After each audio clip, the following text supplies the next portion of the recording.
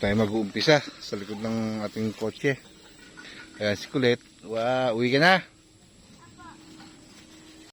Dala natin yung grass cutter natin ngayon. Good morning. Dito tayo sa bukid ngayon at tayo maglilinis. Ginawa ko yung grass cutter ko kahapon. Subukan natin kung mapapaandar natin ngayon at kung gagana.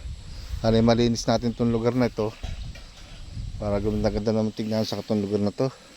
Sana makaluang tayo ng linisin at paandarin ko muna yung grass cutter bago tayo magkape. Tinanghali na kami.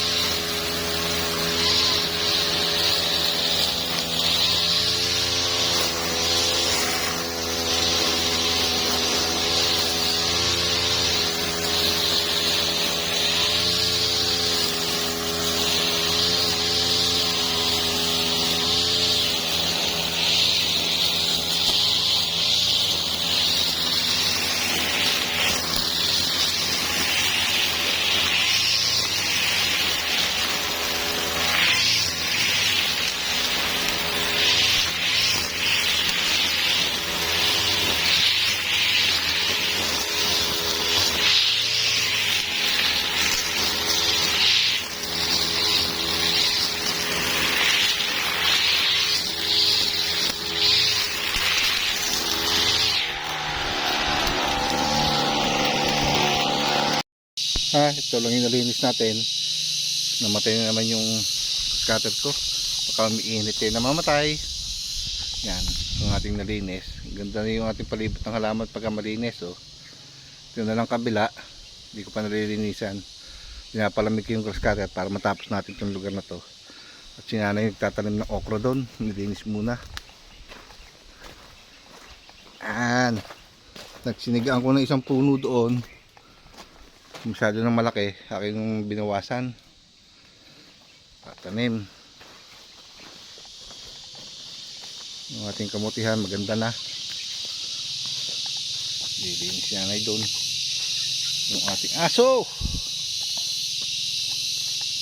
Yan. Hindi kayo makapaglaro. Isilab mo ko yung isang puno doon masyadong malaki, maasim yung bunga para gumanda yung mga halaman sa palibot. Masyadong malaki, tatanim na natin panibago.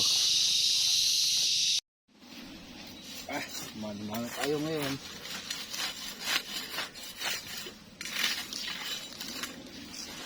Wala yung grass cutter. Ano?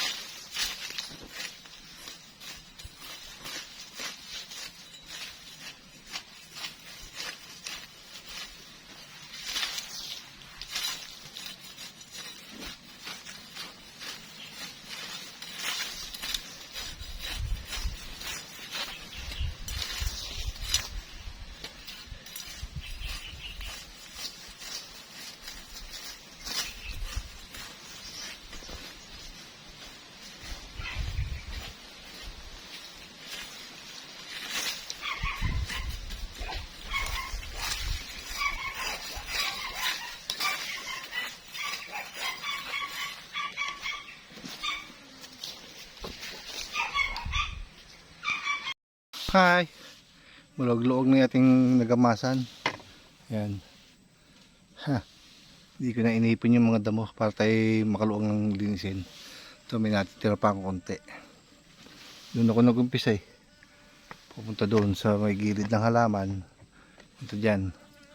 So, tapusin ko itong lugar na to para makalinis tayo. So, palibot lang ng kubo to eh para magandang tignan. Saka na yung ano, yung tataas na damo. Dito muna tayo at magtatagaraw naman eh. Oh, sarap ng buko. Ayan oh, mababa lang yung punong yan eh. Ayan oh. Sarap ng buko. Sarap uminom. May palunggit tayo dyan eh. Yan ang update sa ating nalinis. Yan, yun lang. Sira yung grass cutter natin eh. Yan yung nagluluto ng tanghalian. Yan ang ating bukid. Malinis na ng kapraso. Tabing kubo lang ako naglinis. Para namang gumanda-ganda yung palibot ng ating kubo.